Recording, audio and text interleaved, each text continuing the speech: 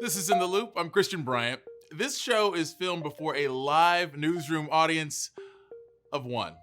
Thanks, Eric. Here's what we got for y'all. Tonight, the US is surging ahead of the global pack and vaccine rollout, but the pandemic isn't truly over until it's over worldwide. We'll explain how vaccine diplomacy is driving the global COVID fight. Then, an in-depth look at the women-run militias pushing back on ISIS in Syria. But first, here's what you need to know right now.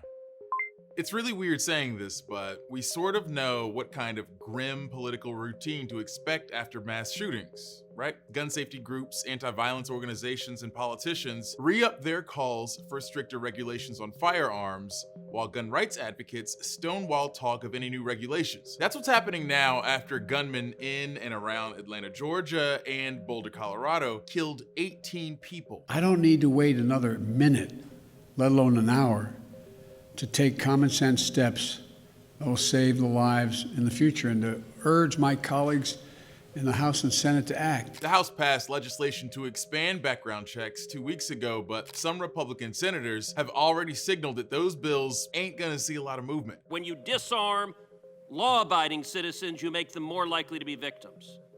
If you want to stop these murders, go after the murderers. Now, 2 days from this shooting in Colorado, we're learning more about the victims, the lives they led, their interests, and we're learning more about the suspected gunman, a 21-year-old man from the Denver area. Newsy's Sasha Ingber is here to give us a quick update. Hey Christian, Ahmad Alyssa, 21, originally from Syria, but spent most of his life in the United States. I found he had 2 incidences with local police in Arvada, Colorado. In 2017, he was arrested for angrily assaulting a fellow student in his high school. He later told authorities that he had been bullied and called racial names. In 2018, he and his brother were suspected of damaging bedroom furniture of his brother's ex-girlfriend, but that was later let go because they found no probable cause. Senior officials from the Biden administration headed to the US-Mexico border Wednesday. The visit is one of the White House's most significant responses so far to the influx of migrants at the border, but officials have still stopped short of calling the situation a crisis. We feel that it is our responsibility to humanely approach this circumstance and make sure they are treated and put in conditions that are safe. The administration has opened more facilities under Health and Human Services to house the influx of migrants, many of whom are children. But facilities like the Convention Center in Dallas are filling to their 2,300 bed limits quickly. Wednesday's visit is notably the first time the White House allowed a press camera firsthand access to a refugee resettlement center. Until now, Newsy and other outlets had to rely on images from Border Patrol itself or leaked media. Roughly 1 in 4 Americans has now received at least 1 dose of a COVID vaccine, and on average 2.5 million people are getting their shots each day. If this pace holds up, and if people actually sign up for their shots, 90% of Americans could be vaccinated by the end of July. But you don't need a shot to get out and enjoy the spring weather, in a socially distanced way, of course. The numbers are in from 2020, and they show millions more Americans went exploring in the great outdoors compared to previous years. There were more than 8 million hikers on trails, significantly up from 2019, and almost 8 million folks tried out some kind of camping, also up from prior years. And after demand for outdoor pursuits went up, it stayed up. Trade groups expect the renewed popularity of doing stuff outside could become a new normal of sorts. All that said, the pandemic has also caused some problems for the environment. One estimate found that some 1.6 billion masks ended up polluting the oceans last year. Experts advise cutting the ear loops on masks you trash to make sure they don't tangle up sea life.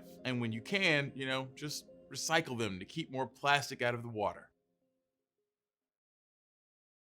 So the US is making progress in this vaccine rollout, but the World Health Organization warns that globally, many countries are falling way behind, which is only going to mean longer-term pandemic concerns for everybody. Experts are now urging the US and other vaccine-rich countries to help deliver those doses beyond their own borders. Newsy's Kellen Howell has more.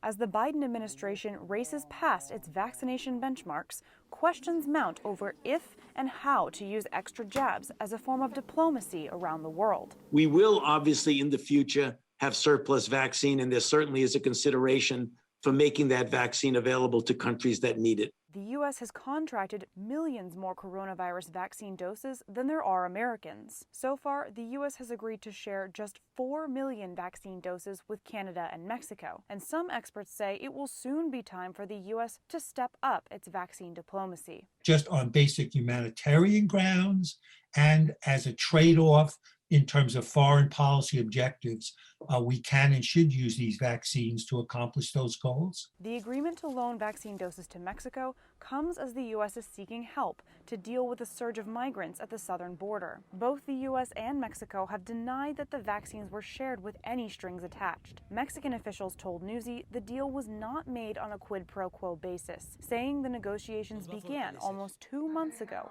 during the first conversations between Presidents López Obrador and Joe Biden. Meanwhile, some of America's top global competitors like Russia and China have been much more generous in shipping doses outside their borders.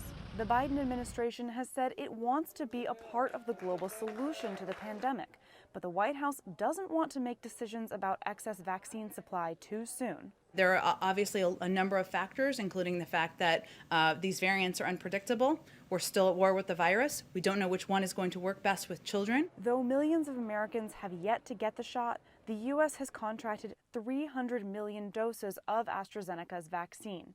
That has yet to get U.S. approval, making it the most likely choice to ship out to countries that have okayed the shot. What the Biden administration is doing is a very good first step, but that's all it is. We're going to have so many excess doses of these coronavirus vaccines, and we should be doing more to get them out to countries that need them. Kellen Howell, Newsy, Washington.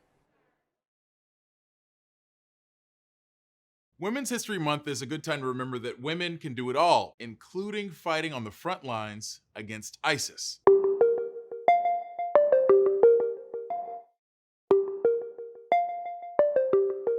A militia in Syria has been on the front lines battling ISIS with thousands of fighters, and they're all women. We're bringing Sasha Ingber back in to share this story of rebellion and courage. In northern Syria, east of the Euphrates River, a women's militia has been battling ISIS and battling the odds. We just want peace. We just want women to live safe. That's Lana, a 32-year-old YPJ fighter. No spouse, no children. She says she's one of about 35,000 mainly Kurdish women who have joined the cause. It's like to be one soul in many bodies. The militia started in 2013 as a way to protect neighborhoods during the Civil War. Then they began fighting ISIS terrorists who captured, sold, and enslaved women and girls. In the strife came opportunity for the women to rewrite the rules governing their lives. What they are doing is one of the most far-reaching experiments in women's equality any place in the world. Every town they took from ISIS has a male and a female co-head of the civil council. There's a women's council in every town. There are women judges trying cases. Gail Samak Lamont spent time with the fighters for her new book, The Daughters of Kobani. She says their courage knew no bounds. As one of them told me, we had a lot of people and a small number of weapons. And so we would share them and try to really learn basic tactics. Another fighter told her that over time, ISIS learned to fear them. She said, at the beginning, they would say, hey, make sure you kill as many of the women fighters as you can. And then a couple weeks into the battle for Kobani, at a moment when ISIS had not one battlefield defeat, she hears ISIS fighters on the radio to one another saying, hey, make sure you stay away from the women snipers because they're very clever. The women went on to play a leading role in retaking the cities of Kobani and Raqqa from ISIS. After months of fighting, Kobani lies in ruins. They've attracted foreign fighters from Western countries like Germany and England. And according to Lana, some 700 women have died. Now the question of what comes next. ISIS is still in the region. Bashar al-Assad still reigns. And Turkish-backed forces occupy towns in the wake of U.S. troop withdrawal under President Trump. How much support the women and their male counterparts receive will be up to the Biden administration. I do think there's a moment for the U.S. diplomatic muscle to make a difference. The White House referred Newsy to a recent statement from Secretary of State Antony Blinken, which commended the bravery of local forces and said the U.S. continues to work beside them to destroy the remnants of ISIS. From Washington, Sasha Ingber, Newsy.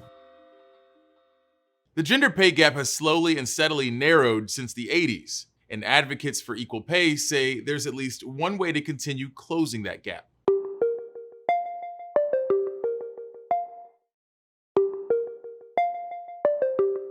Today is Equal Pay Day, a day dedicated to raising awareness of the gender pay gap. That gap between what men are paid and what women are paid is on average about 18 cents on the dollar. It's even worse when you take into account the pay Black women and Hispanic women receive compared to their white counterparts. Newsy's Alex Livingston, host of Newsy's Morning Rush, took a look at how pay transparency could be one step toward leveling the playing field. At LaFleur, we have full pay transparency across the board. And what that means is that, well, in essence, everyone knows what everyone else is making, which is a pretty radical concept when it comes to compensation. Sarah LaFleur is the founder and CEO of LaFleur. It's a clothing brand and styling service that focuses on women's workwear. Now, as the owner of a company that's made up of predominantly women, she's made equal pay a top priority. And for her, that means placing the responsibility on the employer, not the employee. There's this misconception that if you're not making what you want to be making, then it's your fault for not negotiating or your fault for not advocating for yourself. And that's a complete fallacy. I think that just puts the onus on, again, women, people of color, people who have come up through society, not necessarily with all the advantages and potentially even the kind of bravado that's needed to have these, at times, awkward conversations. Founded in 2011, LaFleur shifted to a pay transparency model in 2018. Salaries are determined by job title and experience level, broken out into 3 different tiers: introductory, intermediate, and experienced. After that, every employee then makes a fixed amount based on which role and experience tier they fall in. When we didn't have pay transparency, what would happen is employees, as they wanted an increase in salary, they would come to us and say, hey, I think it's time for me to make more. And we would engage in that conversation. And what I did see is that actually my male employees were coming to me significantly more often than were my female employees. LaFleur is now considered one of the most fair and equal companies, according to the organization Gender Fair, which rates companies on their progress toward gender equality. CEO Jose Zelstra says transparency is the key to achieving equal pay in the workplace. I think it's important for a company to publicize their results because especially, people who are being recruited to new positions, they want to know what the pay is. They don't want to find out later that they may be paid differently than their male counterparts. It really is one step in that right direction where we're not putting the onus on the individuals. The onus is on the company. The onus is on the structure. The onus is on society to say, okay, we take responsibility for the discrimination that exists, and here are some actual actionable items that allow us to treat people as fairly as we possibly can. If you haven't done so already, feel free to give us a shout on Twitter using the hashtag #NewsyInTheLoop. Bonus points if you embed a TikTok video into your tweet. That's like the double stuffed Oreo of social media content.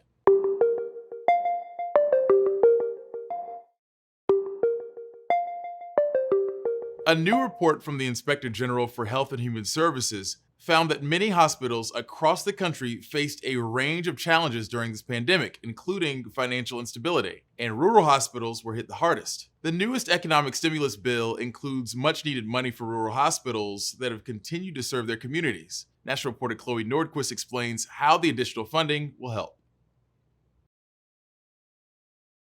It's an all too familiar, somber sight. Plastic walls and other makeshift areas created on the fly in hospitals across the country as they care for patients with COVID-19. These are images from Lincoln Health, a rural hospital between Kansas and Denver, Colorado.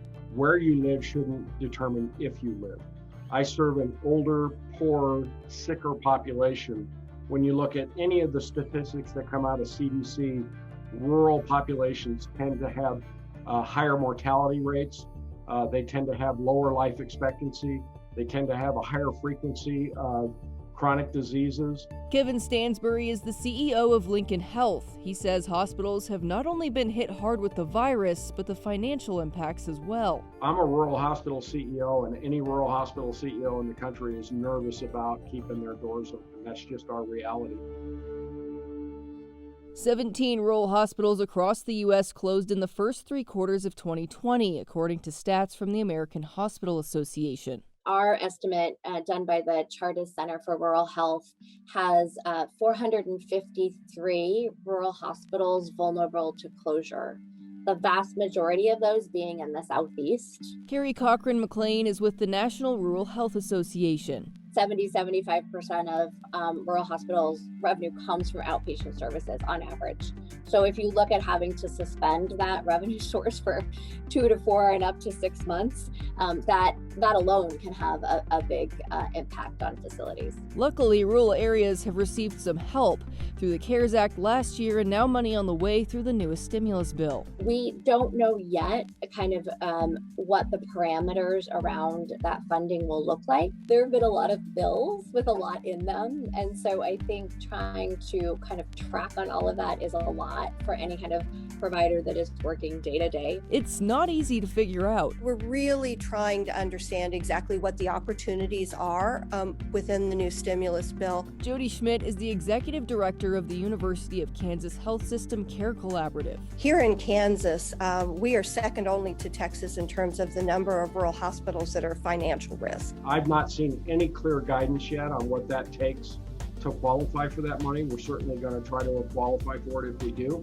As rural hospitals wait for more guidance on if and how to get additional funding, many are working to keep spikes in COVID-19 from happening again.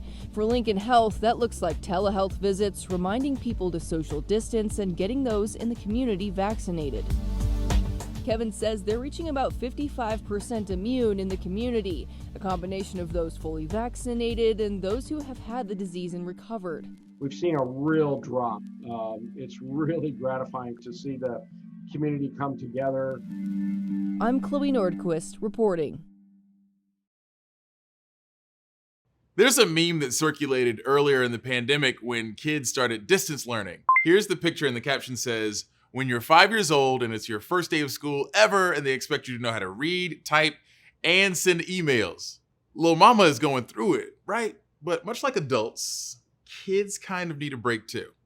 Chloe Nordquist is back once more for a look at how more states are considering laws to give children a mental health break from school.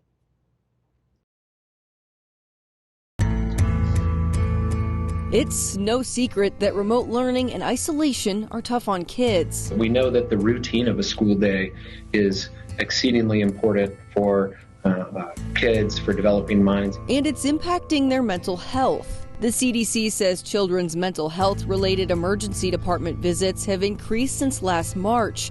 Compared with 2019, ED visits increased 24% for 5 to 11-year-olds and 31% with 12 to 17-year-olds in 2020. Remote learning has been an adjustment for everyone, that many families are under a great deal more stress. Allison Steyer is the vice president of mental health services at Southwest Human Development in Arizona. Arizona and Utah have proposed laws to provide mental health days for kids. This would add mental and behavioral health to the reasons students can be absent, just like a sick day. There is, in my view, parity with physical illness. Laws like this have already been passed in Oregon, Maine, Colorado, and Virginia. You have to look at it, in 2 ways. One is it a child who has sort of a chronic struggle? And then the question is, does a sort of break from school make sense? Children of all ages can experience stress that can be too much. And in those cases, I really think that taking a break is a good idea and a good lesson for children about taking care of their own mental health.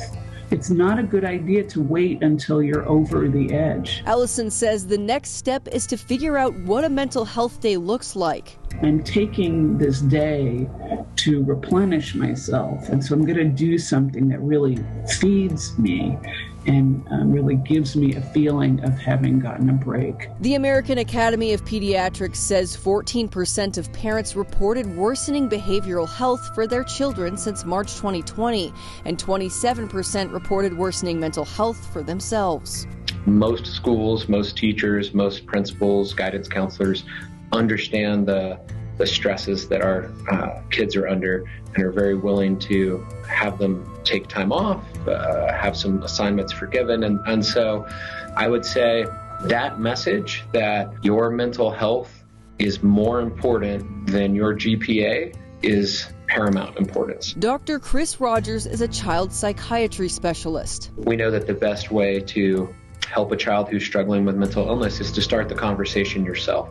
And there are some signs you can look for. Dr. Rogers says look out for when kids aren't interested in social activity and when they stop taking care of themselves, such as not showering or brushing their teeth. Finding ways to get kids back into school, finding safe ways to encourage them to be able to have some social contacts are key steps in recovery. The CDC recommends social contact activities like reaching out to family and friends on the phone or over video chat, and writing cards to family members who may not be able to visit. As families continue to look for a balance between pandemic safety and mental health, Allison says the fact that states are considering such laws is a step in the right direction. Recognizing that children can suffer emotionally or can be overtaxed, overstressed is a very good thing, for our country. I'm Chloe Nordquist reporting. That's it for us, gang. As always, thanks for watching. We'll be back for more in the Loop tomorrow, same time, same place. Top stories from Newsy are headed your way right now.